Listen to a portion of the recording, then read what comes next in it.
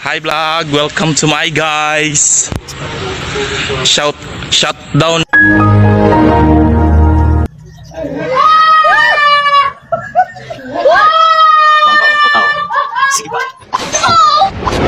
Welcome to Shop TV, the best. Oh yeah. Hello guys, welcome sa ating panibagong vlog. Ito ang aking DIY kung paano gumawa ng CR na gawa sa metal. Ayan. So nakikita nyo po yung mga tubular na 1/2 by 1. Yun po ang ginawa ating frame ng ating CR. Sana all. Bago po makalimutan, kung bago po kayo sa aking channel at please lang po mag-iwan po kayo ng bakas, comment, like at i-share ang video na ito para maabot ito sa dako man ng mundo. Paki-comment na rin po ang inyong location. Alright. Sa mga bago po dyan, salamat po sa inyong pag-subscribe. Sana humaba pa ang inyong buhay at bigyan kayo ng biyaya ng ating buong may kapal. So ayan, welcome dito sa ating panibagong vlog. Ito ay ang DIY CR comfort room. Ayan. Renovation po ito ng CR na ginawa ang metal ang ganyang mga side by side para tumibay at hindi mawasak. So yan, ito na po. So nakikita nyo po medyo maliit lang po ang CR natin ginagawa, pero mas maganda po ito pag natapos na kasi gawa sa metal. Ito po ang advantage kapag may bagyo kasi hindi po ito nililipad. Pero disadvantage po ito pag kumukulog. Kasi metal, gawa ito sa metal, baka madumala yung kuryente. So ayan, ginagamit ko na po yung yero. So nakikita nyo po ngayon na wala akong helper kasi yung helper ko medyo napuyat kagabi. Gumala yata yung helper ko kagabi. Saan kaya nanggaling yun? Ayun, natutulong sa gilid. So binatulog ko na lang kasi para lumakas at ma-restore ang kanyang strength para bukas. So okay lang yan. So tayo po lang at gumagawa. Sariling sikap, sariling kayod. Kaya laban lang. Kaya yan. So ayan, pinuputol ko po ang isang parte ng kahoy na umusli kasi hindi makapasok yung yero. Kaya dapat natin siyang putulin. So ayan, gamit ang ating grinder. Kaya safety first po.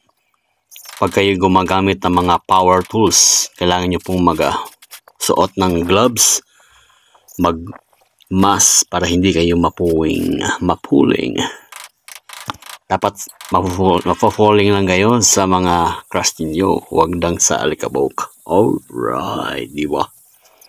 So ayan, kung nandito ka pa at nanonood ng aking video at nakikinig, maraming salamat po sa inyo. Huwag niyo po kalimutang mag-like, subscribe at i-share ang video na ito. So ayan, patuloy tayo. So mahirap po itong tanggalin kasi medyo makapal ang ganyang kahoy at mayroon pang pako. So ayan, pero nagagawa natin ng paraan kasi meron tayong knowledge. Kasi kung wala kang power, wala kang knowledge. Alright. So ayan po. So patuloy tayong gumagawa. Ayan, pinupukpok ko. Hindi ko po naisip na gamitin ang grinder. Pasensya na po. Wala ako kasi yung power kaya wala akong knowledge. So ayan, di ba natapos na. Tinapos ko na agad kasi gusto ko madaliin ang trabaho. So ayan, meron na tayong bubong. So hindi na tayo naiinitan. So ngayon, iikot-ikot ako. Nag-iisip kung ano pang gagawin natin. So ito na nga. Kailangan ko palang lagyan ng mga brace ang mga dingding para kapitan ng plain sheet ng ating gagawing bubong ng ating, dingding pala, sakto nga, dingding para sa ating CR. So ayan, Kailangan mo lagyan ng bawat sulok niyan at bawat kanto para magpang-abot yung kabilang side sa taas at sa baba, para madali lang itong i-screw gamit ang metal screw. O diba, ayos. Yan, sinusukat-sukat natin konti. Parang true, parang tunay. O diba, yan. Nagsusukat pero hindi na marunong magbasa ng meter. Ano ba yun?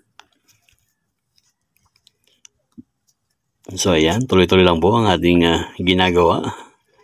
Mahirap pa talagang wala kayong helper. Ayun, meron pala, gising na pala ang aking helper. Ayan, nakita nyo po sa gilid. Ito po ang aking foreman. Puro mandar. Ayan, yan na po ang aking PIC na sa gilid. So kailangan ko po yung sukatan. Alright, ayos. Tapos po, ingat-ingat po at safety first. Kailangan niyo pong gumamit ng gloves kasi matalim po ang ng yero. Konting hawak mo lang yan, wasak talaga ang iyong kamay dyan pag kayo'y nagkamali sa paghawak. Kaya safety first, gamit kayo ng mga safety apparatus kaya ng gloves, mask at saka iba pa. So ayan, sinusukat ko po. Hindi aabot ang ating wire ng welding.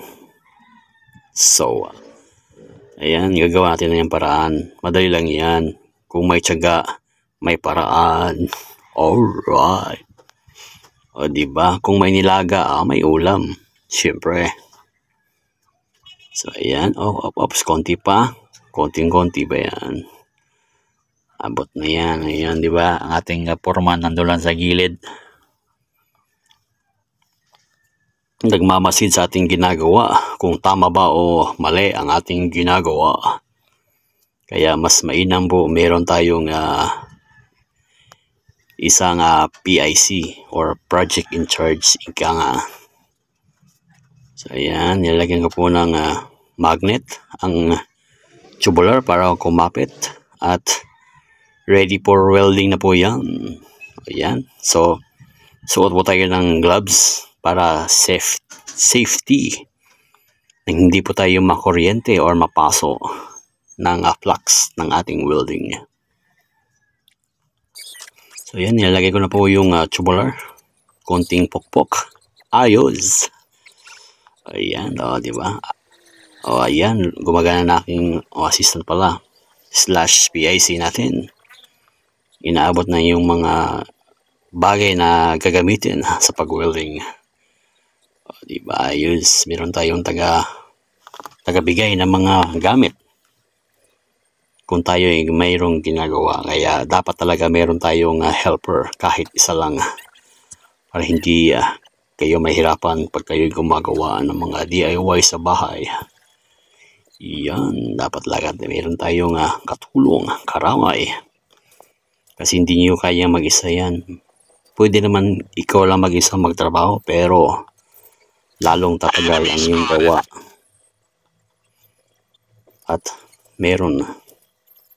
Ayan, so yan, din po. Sparkling, di ba? So, lang po tayo ng goggle mask, goggle welding mask, para hindi tayo masira ang ating mga mata. Ayos, diba? So, ayan, spot lang ating ginagawa dyan para dumikit at kumapit ang ating tubular para sa dingding ng ating CR. So, ayan, malapit na po. Malapit na pong madugay ang ating ginagawa. Alright, sige lang. So ayan, sa parte pong yan, dapat po dalawa ang gloves na ginagamit nyo kasi hindi nyo malay natin na hindi natin matatansya ang talsik ng ating flux ng ating welding. Merong tumatama sa ating ulo, minsan sa kamay at kadalasan naman sa paa. Kaya need talaga magsuot ng sapatos.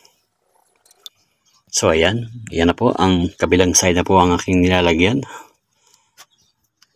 Nilagyan ko yan ng mga tubular para sa pagkapit ng ating dingding na plain sheet. So yan, galing po nating PIC, naging cameraman pa. Yan, o yan, diba? Spaspat lang po ating ginagawa. So yan, sa parting yan, para tumibay ang ating pundasyon ng ating dingding sa CR, kailangan din niyang i-spot-spot ng welding para lalong tumibay at kumapit at hindi iparin ng hangin kung may bagyo naman dadarating. Ayan, alright. Ba, ang galing nating cameraman. Gumagalaw ang camera. Ayan, konti na lang at matatapos na ating project. Ang ating DIY CR.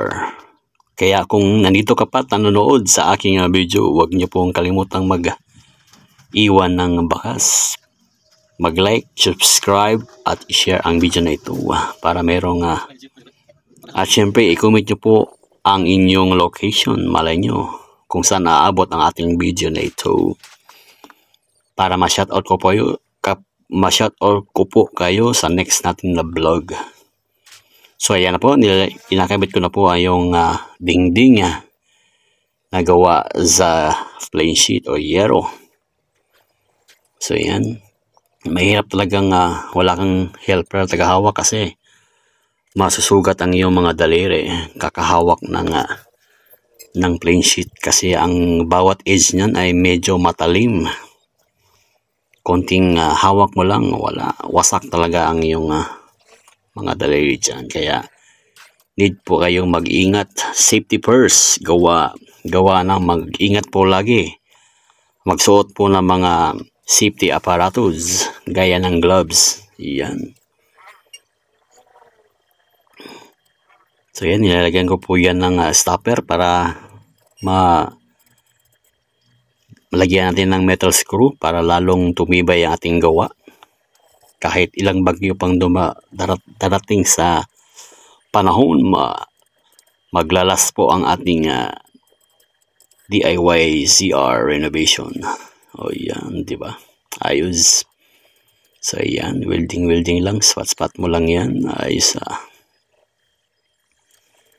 Yan, nilagyan ko yung bawat sulok na yan kasi po hindi po yan naabot sa dulo ng yero. Kaya di talaga nating lagyan pa ng panibagong tubular. O yan, ayos, di ba? Nice. Ayan, so ayan, huwag niyo po kalimutang mag-like, subscribe at i-share ang video na ito. At please lang po, kung meron pong lalabas na ads, sana po wag nyo pong i-skip ang ads. Malaking tulong na po yan para sa unting vlogger na katulad ko. Alright. So ayan, ito na po yung kinalabasan ng ating trabaho. Kulang pa po ang ating dingding kasi kaya bumili po ako ng mga tubular muna kasi kinulang tayo sa materials. Kaya pupunta muna ako at bibili. Kaya hanggang sa muli, salamat sa inyong panonood. Huwag niyo pong kalimutang mag-like, subscribe at i-share ang video na ito. Kaya hanggang sa muli, always remember, kung walang knowledge, wala kang power. Paalam! Thanks for watching.